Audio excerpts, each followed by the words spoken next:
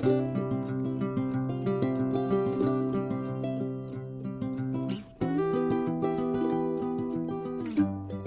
friends, Allison here, dropping in to share with you some new inspiration for the Scrapbook Nerd. I have a double page layout to share with you today. One page is a traveler's notebook size layout. The other page is a 6x8 pocket page. So I'm starting off with the traveler's notebook size page. It measures roughly 3 3/4 inches wide by 8 1/4 inches tall, and I'm using products from Vicki Boutin Print Shop. I just love this collection. I'm using 2 of the pattern papers from the 6x8 paper pad to layer over top of a piece of cardstock, which is my layout base. They are slightly smaller than the 3 3/4 by 8 1/4 inches tall. On top of those 2 pattern papers from Print Shop, I have a panel that is going over top. I printed my journaling on it. I typed it on my computer at home and then printed it off directly onto textured white cardstock. And at the top of that page is my title, and it says this. I used my Cricut to draw and cut this piece of paper, and I'll be using products from Print Shop to supplement the title and build it up. So you'll see that in just a moment.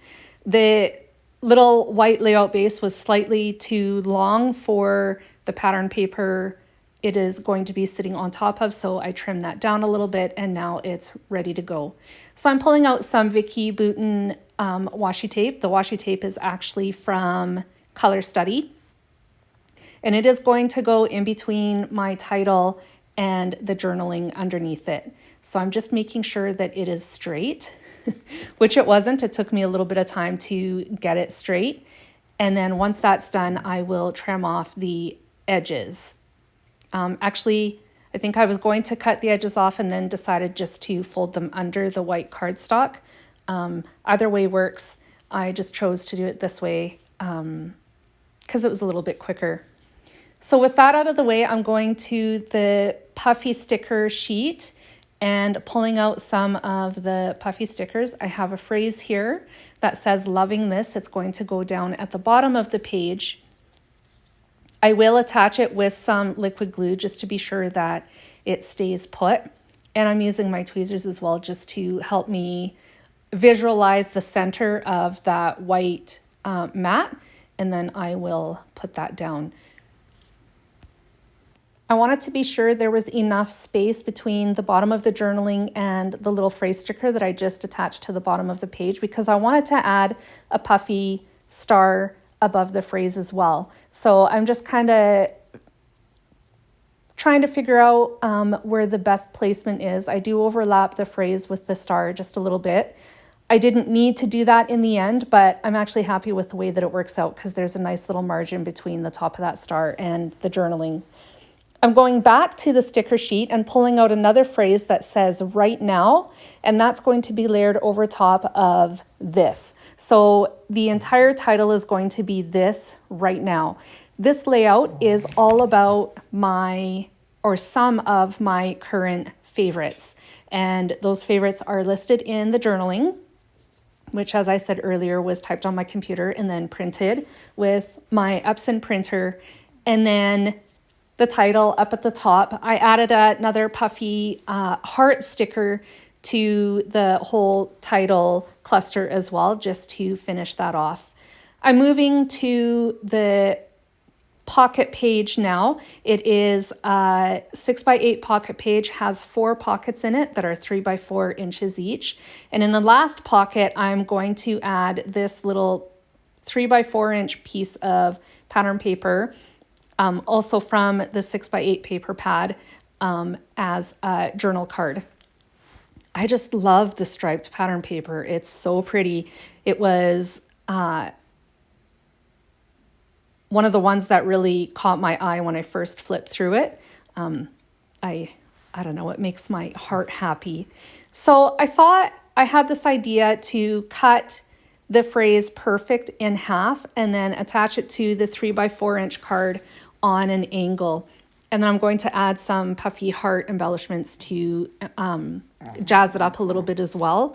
I'm using liquid glue to attach them again, just to be sure nothing falls apart.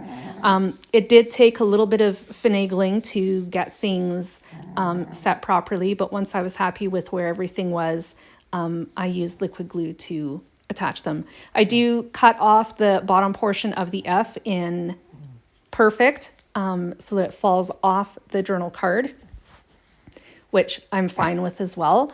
And then here comes the hearts that I wanted to add as well. I'm just trying to figure out where about I want them. I want them to fill in some of the empty space in between the two parts of the word perfect.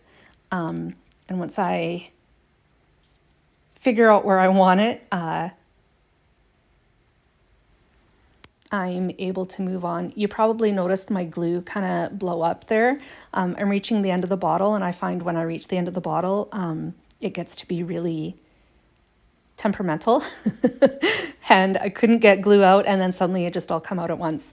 So anyways, cleaned up that little bit of a mess, and I am carrying on. So the rest of the pockets in this pocket page are actually going to be photos. They are all black and white.